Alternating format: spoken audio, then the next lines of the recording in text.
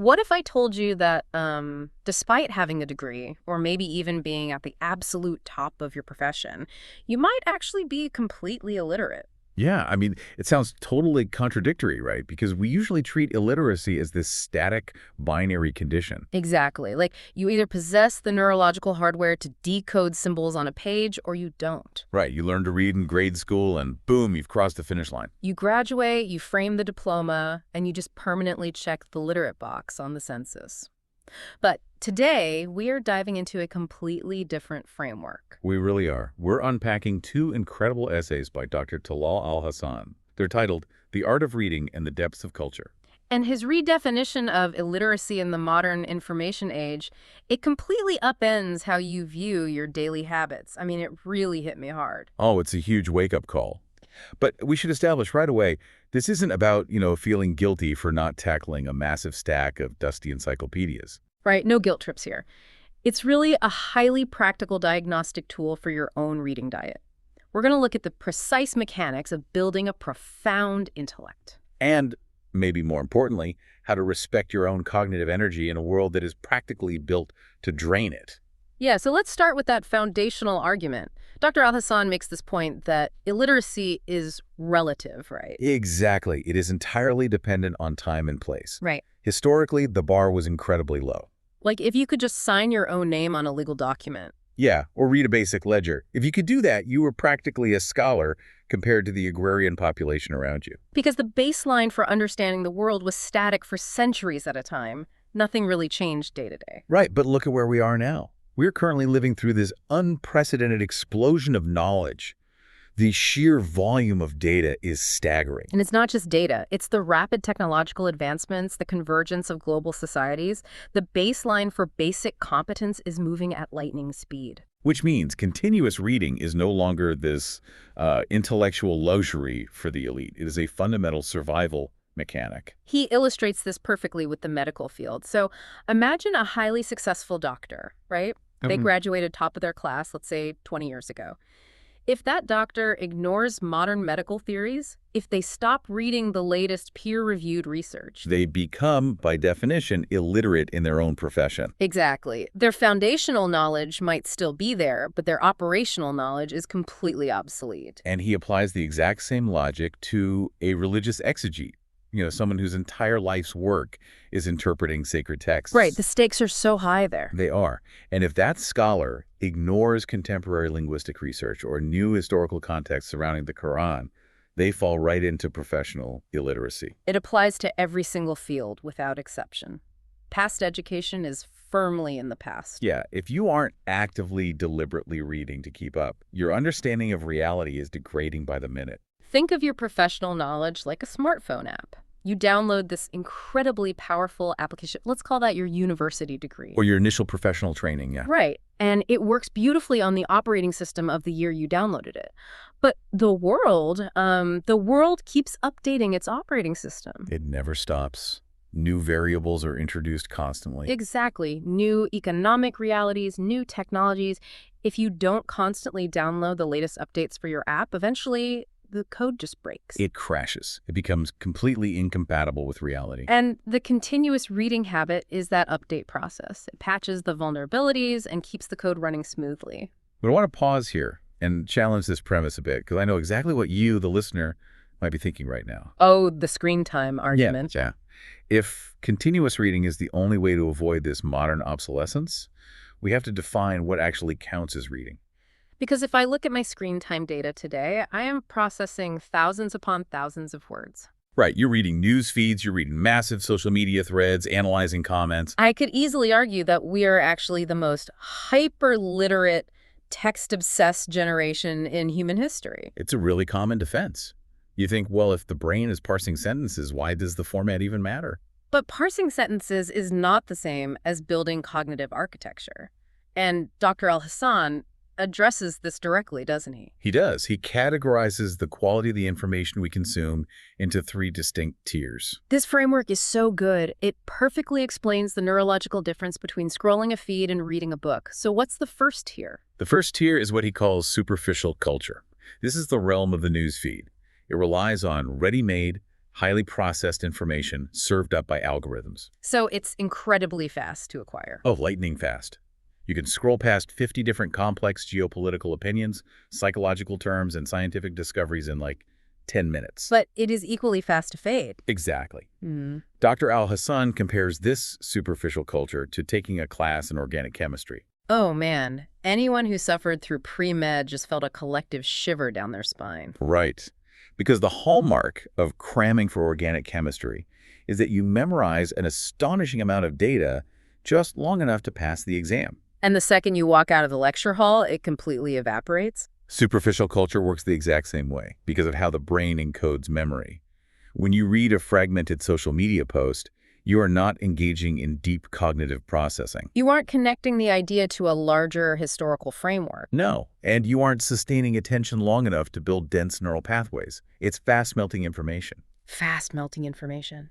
That perfectly describes that hollow feeling of spending an hour on a timeline and having absolutely nothing to show for it mentally. You rarely even remember the articles you were outraged by yesterday. Yeah, the brain is technically processing text, but it's just sweeping sand around. It's not building a house. Yeah. So how do we build information that actually stays with us? That requires stepping into the second tier, which is deep, non-specialized culture. Okay, so what does that look like in practice? This is the knowledge gained from reading actual long-form general books. So whether that's philosophy, history, literature, sociology. The defining characteristic here is stability, right? Yes, stability is key. Mm-hmm. When you commit to a 300-page book, you are forcing your brain to hold multiple threads of thought over days or even weeks. You are following a sustained argument. Exactly. This knowledge sticks. It forms a stable, complex foundation for your worldview, especially when you critically examine and discuss it later. And beyond that, there's the third tier, right? Deep, specialized culture. Right, which is reserved for the absolute masters of a specific craft, the jurist in jurisprudence, the theoretical physicist in physics. It requires decades of immense dedication to a single, hyper-focused discipline. But, I mean, most of us are not going to be world-class theoretical physicists. No, we have day jobs, we have families, and Dr. Al Hassan is deeply pragmatic about that reality. So what's his advice for the rest of us? His ultimate warning is that if you cannot reach the third level, if you can't be a dedicated specialist, you must, at all costs, secure the second level. You have to cultivate that deep, non-specialized culture through real books. Yes. He warns explicitly against letting your intellect be limited to Facebook or Instagram culture. Because if your entire intellectual diet consists of tier 1, that fast-melting information, you are basically starving your brain of anything stable. You feel full because you've consumed 10,000 words today, but cognitively, you are completely malnourished. You're surviving on intellectual sugar rushes. Exactly. So to move away from that, we have to look at how we actually read. Because transitioning from scrolling to deep reading often feels really overwhelming. Oh, totally. Picking up a heavy book after a 10-hour workday can feel like lacing up shoes to run a marathon. Which brings us to the mechanics of reading. Dr. Al Hassan outlines highly specific rules for how and when to read. Starting with the distinction that not all books require the same approach. We have to separate how we tackle those tier 3 specialized texts from the tier 2 general books. Right. Specialized books demand rigorous physical and mental conditions.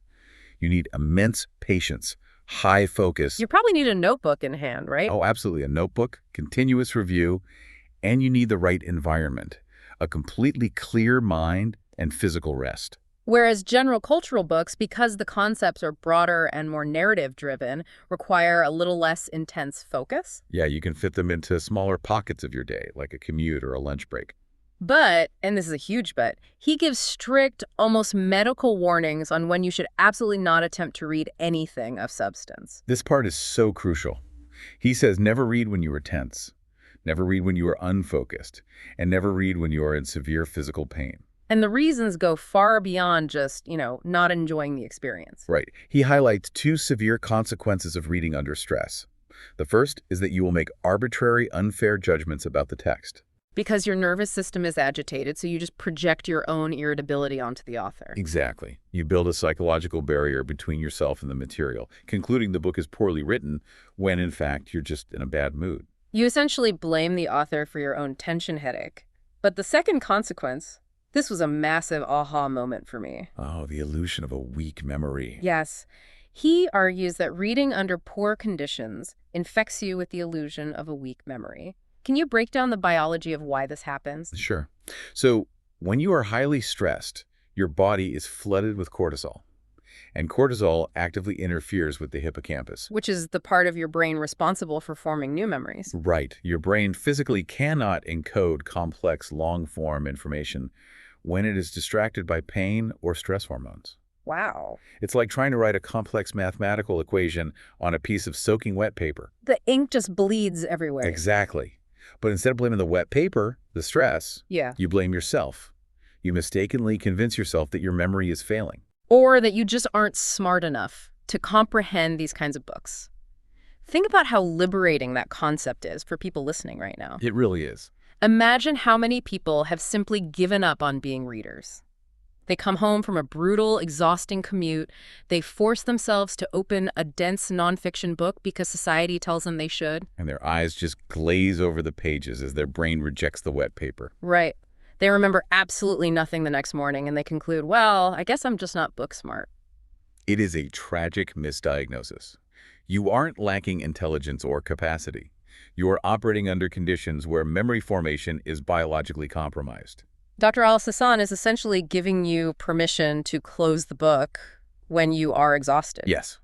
It is vastly better for your long-term intellectual growth to just not read at all on a stressful Tuesday night rather than infect yourself with this crippling illusion. Okay, so we remove the psychological barrier. We stop torturing ourselves when we are exhausted. But we still need to keep the smartphone app updated, as we said earlier. We still need to build that Tier 2 deep culture. How do we turn this into an unbreakable habit? Dr. Al Hassan suggests elevating reading from just a chore on a to-do list to an actual physical necessity. And he draws on the great Arab poet al-Mutanabbi for this, right? He does. He translates the essence of one of his most famous lines. Al-Mutanabbi describes the nobility and thrill of riding a swift, almost swimming horse in battle. Moving dynamically through the world. Exactly. But he contrasts that physical action with the quiet, ultimate companion of a book. The horse represents moving through time. The book represents understanding it. That's beautiful. Books do something essential for our internal architecture. Dr. Al Hassan notes that they build profound self-confidence by filling our internal voids. When your mind is populated with lasting content, historical theories, and deep literature, you aren't hollow anymore. You have a deep well to draw from when faced with modern anxieties. And he contextualizes this using a really powerful metaphor about food. He cites a verse from the Quran, from the chapter Abasa, which instructs, "Let man look at his food." And he applies this imperative to our mental and spiritual diet. Yes, we wouldn't just shovel gravel into our mouths simply because our stomachs were empty, right? We carefully select nourishing, beneficial food. So we must apply that exact same scrutiny to the texts we consume, which loops us right back to diagnosing that Tier 1 superficial social media culture. You have to look at your intellectual plate. And to help build a better diet, he suggests highly specific, actionable habits. Like treating books with love, almost like family members. Carry one everywhere as a physical anchor. Document your journey with the book. Write down the exact start and end dates. He also stresses writing down your impressions chapter by chapter rather than waiting until the very end, which I thought was fascinating. It's crucial, because when you wait until the conclusion of a book to reflect, your brain tends to smooth over the struggle of learning. You lose the nuance of how your mind changed from chapter 1 to chapter 10. Exactly. Documenting the micro shifts in your understanding is what cements the knowledge. All of these practices, the careful selection of the diet, the documentation, the respect for the physical book, they all lead to Dr. Al Hassan's ultimate goal for a reader. What he calls the reading hunger. Yes, the reading hunger. Explain that because it sounds intense. It is. You have to train your nervous system to reach a point where going a few days without reading a deep text causes actual physical withdrawal symptoms. Like what? You should experience a noticeable sense of boredom, perhaps a mild headache, or a feeling of claustrophobia and shortness of breath. Your brain should physically crave deep cultural nourishment the exact way your stomach growls for a meal. It sounds extreme initially, I know. But anyone who has ever maintained a serious workout routine knows this exact feeling. If you lift weights 5 days a week and then suddenly stop for a month, your body feels sluggish, tight, and awful. Right. And your brain is a physical organ. It should feel the exact same sluggishness when it is deprived of high-quality ideas. Okay, so once that hunger is established, the final step in the process is what he refers to as the zakat of reading. Zakat is a concept of mandatory charity or almsgiving, paying forward a portion of your wealth. And Dr. Al Hassan applies this to intellectual wealth. Because reading is not designed to be a solitary, selfish act. If you are hoarding knowledge, you aren't fulfilling its purpose. We must act as a useful, living library for the people around us. He encourages recommending good books and practicing positive curiosity by actively asking friends what complex topics they are exploring. It's such a great community-building tool. But let's think about how this actually works cognitively. I look at the zakat of reading like compound interest or like muscle synthesis. How so? Eating the food or passively reading the book is only half the process. That just gives you the raw protein. Taking those concepts and actively explaining them out loud to a friend is the heavy lifting. Oh, I see. That is the exertion that actually tears the muscle fibers and forces your brain to rebuild that knowledge stronger, deeper, and more permanently. That's a great way to look at it. The act of teaching is the ultimate test of comprehension. Exactly. When you translate a dense Tier 2 concept into conversational language for a friend, you are dragging that information out of short-term recall and locking it into your long-term cognitive architecture. When you put all of that together, the careful curation of your reading diet, waiting for the right physiological conditions, tracking your journey, and then doing the heavy lifting of sharing that knowledge. It almost sounds like he's teaching us how to build an intellectual immune system, a way to fight off that modern obsolescence we talked about at the very beginning. By building a sustainable, joyful, and deep reading habit, you ensure that your mental operating system is constantly patching itself against a rapidly shifting reality. You protect yourself from becoming a highly educated, yet functionally illiterate bystander in your own profession. Let's map out the journey Dr. Al Hassan just took us on, because it completely reframes how we interact with text. Yeah, we started by realizing that past education doesn't protect us from present illiteracy. We learned that we have to actively escape the fast-melting, organic chemistry nature of our social media feeds. We discovered the immense relief of knowing that struggling to read after a stressful day isn't a failure of intelligence, it's just bad biology. And we need to respect our brains enough to wait for the right conditions. And finally, we learned how to cultivate a physical, undeniable hunger for profound knowledge, which we then share like charity to strengthen our own minds. It really strips away the elitism often associated with reading and replaces it with sheer practical necessity. It really does. And as we wrap up this deep dive, I want to leave you with a challenge inspired by that powerful metaphor of looking at your food. It's a great exercise. Mentally review your own information diet from just the last 24 hours. Be brutally honest. If you were to print out every single thing you read on your screens yesterday, every quick post, every heated comment, every fragmented article, And you physically placed all that paper onto a dinner plate, what would you be staring at? would it be a complex, nourishing meal that builds deep culture and stable architecture? Or would it just be a massive, chaotic pile of fast food wrappers that you've already completely forgotten about? It is a really sobering visualization. It is. Yeah. But let's take that visualization one step further. We've talked extensively about how to feed your own mind and how to protect your own intellect from obsolescence. Right.